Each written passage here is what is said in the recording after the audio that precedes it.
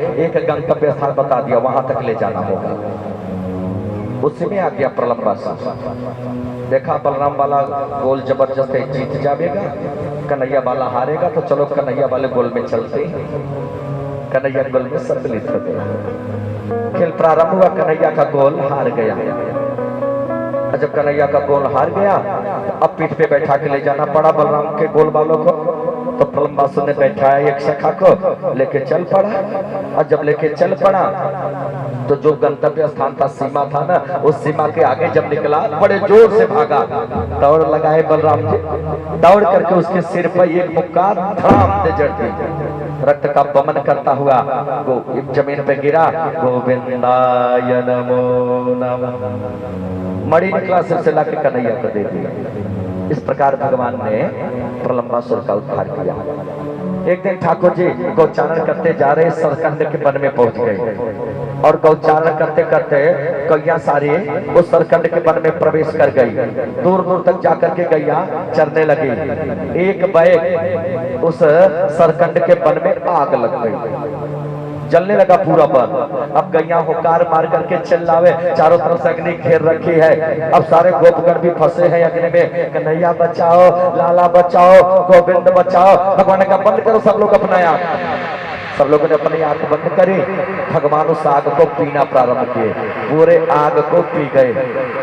परीक्षित का गुरुजी आग, भगवान ने कहा कोई आश्चर्य की बात नहीं, क्योंकि अग्नि की उत्पत्ति भगवान के मुख से ही होती है। इससे भगवान ने उस दावाग्नि से अपने सखाओं गौओं की रक्षा करी। अब पेड़ों गीत गा रहे हैं। कन्हैया जब जंगल में जाते गौचारण के लिए ना, तो दूर निकल जाते गौचारण के लिए। गोपियों को जब पलक गिरे ना, तो व्यवधान पड़े उनको दर्शन में। अगर पलक गिर जाए तो ब्रह्मा को कोसे, ब्रह्मा काहे को पलक बना दे, बार बार गिर रहा ये पलक। हम कन्हैया का ठीक से अपने प्राण प्यारे वल्लभ का दर्शन नहीं कर पा रहे, ये पलक न बनाए तो देख कर दर्शन करते। इतना प्रेम करती गोपी। ठाकुर जी जंगल में गौचारण कर रहे हैं और गौचारण कर रहे ना, गोपियों को सब दृश्य दिख रहा। घर में बैठ 24 घंटा चिंतन कर रही है, अपने काम में लगी हैं। और का कर रही है, मधुबन में गौचारण करते हुए सब दिख रहा। अब गोपियां गोलियां की जगह बैठी वार्ता कर रही है। ये करिए सखी देखना, हमारे प्राण वल्लभ वृंदावन में प्रवेश कर रहे। हापीडम नटवर वपः करडयो कर्णिकारम् बिभ्रतवासः कनक कपिशं वैजयन्तीं चमालां रन्ध्रान् वेणो अधर सुधया पूरयन गोपवृन्दये वृन्दारण्यं स्वपदरमणं प्राप्य सतकेतकीर्ते। बरहा माने मोर, मोर पीछे का मुकुट लगा रखे हैं। नटवर वपः, छोटे से है, शरीर का दिव्यांग कांति नीले मेघ के समान है। उस पर दिव्य पीतांबर लहर रहा है। गले में वैजयंतीं चमालां, वैजयंती का माला पहन रखे हैं। बाईं तरफ अपना सिर झुकाई है, ओष्ठ पे मुरली रखे हैं, अंगुलियों को छिद्र पे फेर रहे हैं, घुमा रहे अंगुलियों को, स्वर निकाल रहे हैं।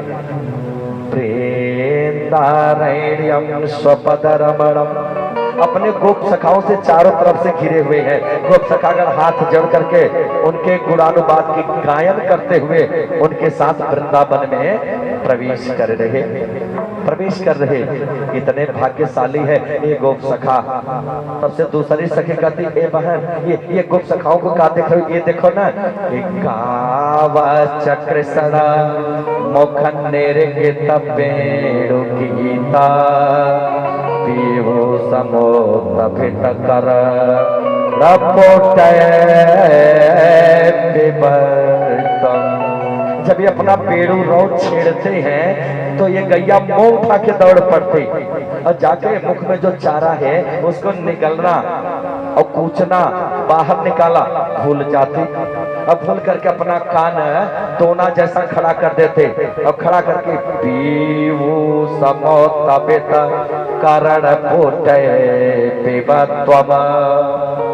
अपने दोनों रूपी कान को खड़ा करके अमृत रूपी मुरली रौ रूपी अमृत को पान करने लगते। कितने बड़भागी है, कन्हैया के सानिध्य में ये मुरली का रस श्रवण कर रही, उनको नीक तक निहार रही। एक ने कहा बहन दे सावा श्रुतस्तनपयः कवलास्मतस्थो गोविन्दमात्मनिदृशा शोकलास्पृशन्त्यः। एक ने कहा बच्चे जो है, बछड़े जो है, जब मुरली बजाने लगते ना तो मैया का स्तनपान करना भूल जाते और जाके कन्हैया के पास खड़े हो जाते।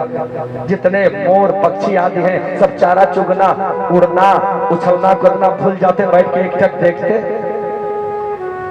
गैया, बछड़े, हिरन आदि मुरली बंद कर देते ना तो बोलते, जैसे एक टक आंखों से निहारते हुए बोलते, एक कन्हैया काहे को बंद कर दे और बजाओ ना, और बजाओ, हमें और सुनाओ ना।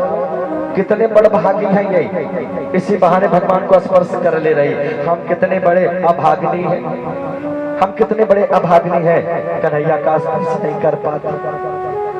हे बहन लागे ना जे अमर है श्याम के बिना। मन नहीं लग रहा, क्या करें बहन, हमें भी स्पर्श करने का, उनका मुरली रस सुनने का हमें भी सौभाग्य प्राप्त हो जाता। रुपया करे हे बहन लागे ना जे अमर है श्याम के बिना।